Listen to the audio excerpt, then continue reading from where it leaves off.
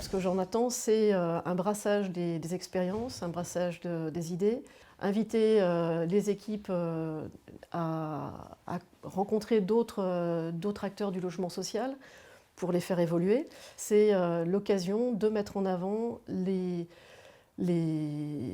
l'urgence et la nécessité de défendre le modèle du logement social à la française, mais aussi du logement social abordable, du logement abordable au niveau européen, dans un contexte où on est mis en difficulté.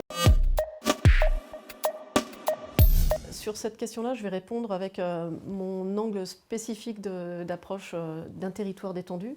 Les logements existent, mais ils ne répondent pas forcément aux exigences des populations actuelles. Donc sur un territoire comme le stéphanois, on a besoin de développer quand même une offre nouvelle. On a besoin de créer des logements qui répondent tout à fait aux normes actuelles, mais on a surtout besoin d'accompagner la transformation du parc. On ne lâche pas dans la nature des ménages qu'on a hébergés à un moment donné, qui ont été locataires chez nous, qui restent des vrais clients à part entière dans la suite de leur parcours résidentiel.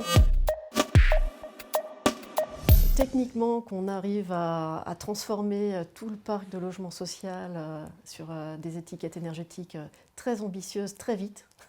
Et ça, c'est un rêve, j'aimerais qu'il se réalise en moins de 10 ans. L'autre rêve, c'est qu'on arrive tout à fait à loger tous ceux qui ne trouvent pas sur le marché privé, chaussures à leurs pieds en termes de logement, et qui puissent bénéficier d'un logement adapté à leurs besoins, qu'on puisse accompagner ces familles-là aussi, quel que soit leur niveau de ressources. Aujourd'hui, on n'a plus une seule opération, on déconnecte les deux. On lie forcément les futurs résidents et leur confort d'usage et leur confort économique avec la préservation du climat dans la mesure du possible. On a une puissance, un effet levier dans le logement social que n'a pas le parc privé. On est capable de déclencher des opérations de rénovation thermique et d'amélioration de la qualité environnementale du parc qu'on n'observe pas dans le parc privé. Et l'intérêt du modèle français du logement social, c'est on lie la maîtrise d'ouvrage et la gestion dans le temps long du parc qu'on construit. On n'est pas là pour construire et disparaître ensuite. Font qu'on est capable justement de transformer le parc dans le sens vertueux du point de vue de l'environnement.